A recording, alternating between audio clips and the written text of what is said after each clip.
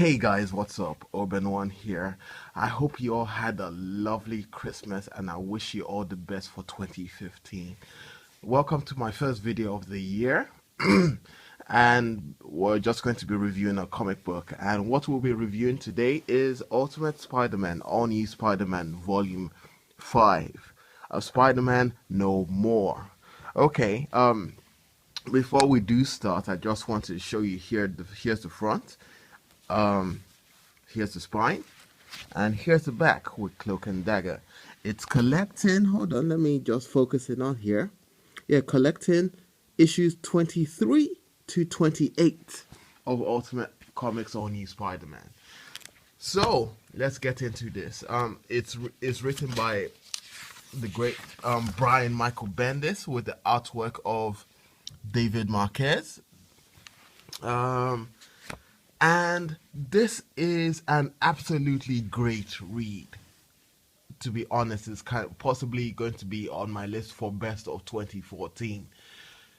I absolutely enjoyed this book. Let's just tell you a little bit about it. It takes approximately 1 year after a massive event that happened in All New Spider-Man Volume 4, Venom. I will not spoil it for most of you who have not read it.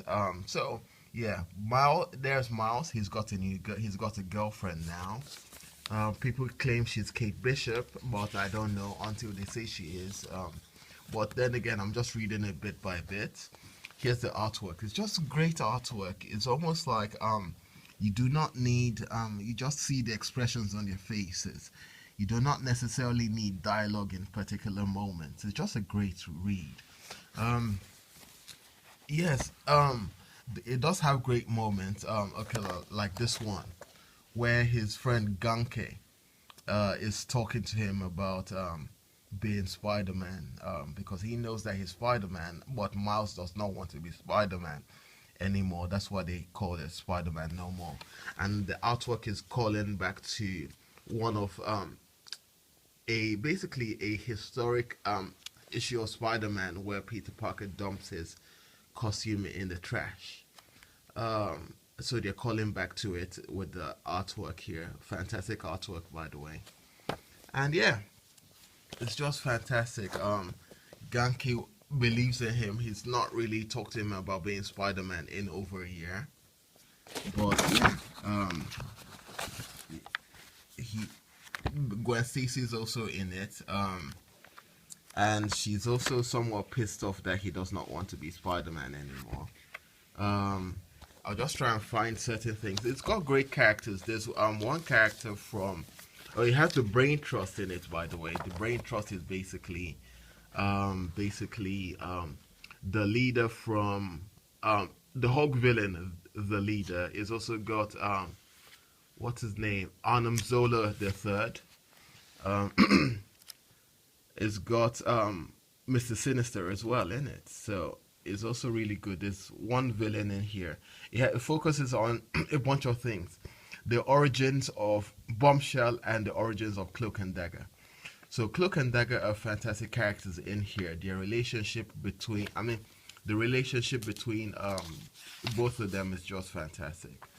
Um, Here's another great moment in the um, in the book where Jessica Drew, which is Spider Woman, has come over to see Miles because she gave him a costume, hoping that he will go back as being Spider Man. But she was just coming to see whether he bent it, whether he ripped it up, or whether he just got rid of it. And it's in there, so she's happy that that did not happen. And this moment, she just opens up to him about who she is, what her backstory is. For all of you who do not know, um, Spider Woman in the Ultimate comic books, it's somewhat a clone of Peter Parker, and she has all his memories and everything. So, and she's a great character nonetheless. So yeah, his relationship with Jessica is almost like a sibling type relationship. She's almost like a big sister to him in a way. About the cut, guys, but anyway, here are the characters from the Brain Trust. And these are them just watching over Cloak and Dagger before they experiment on them. So yeah, characters in this are really good. Bombshells, or I mean, you have the origins of Bombshell, you have the origins of Cloak and Dagger in here. Like I mentioned, the relationship between Cloak and Dagger is just lovely.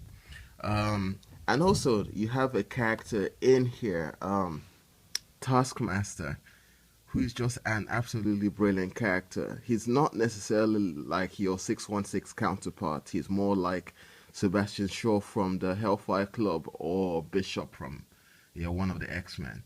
But yeah, this is just one great set piece. And it's really good. So like I said, what's the name? Bombshell was originally in Ultimate Spider-Man when it was Peter Parker. She had the one hell of a potty mouth, but now she's actually trying to clear it up. So that's also good. The teamwork between every single one in here was just absolutely brilliant. Yes, I am. So yeah, it was just absolutely brilliant. And what's the name? Roxxon as well is an absolute prick. He's an asshole. Um, yeah, and Miles just does something that's just absolutely brilliant. But yeah, and there's also one great moment here where Roxxon is just talking about certain things. So it kind of explains a bunch of things that happened during the Ultimate Comics run, and also um, another scene between Miles and Genki was just fantastic when he gets back. It's just great when he just accepts the role of being Spider-Man. Like I said, it's a brilliant book. If you can check it out in the library, check it out. If you can buy it for cheap, buy it for cheap. But like, what I'll say is, don't get this particular one for cheap because you won't actually know what's going on. I would say read Volume 1 first, Ultimate Comics All New Spider Man Volume 1. If you like it, then continue. It's a really good book, a really entertaining. I highly recommend it. So, guys, that's my review. Have a good one, and I'll catch up with you on my next review, which should be for Ultimate Comics Cataclysm. Goodbye.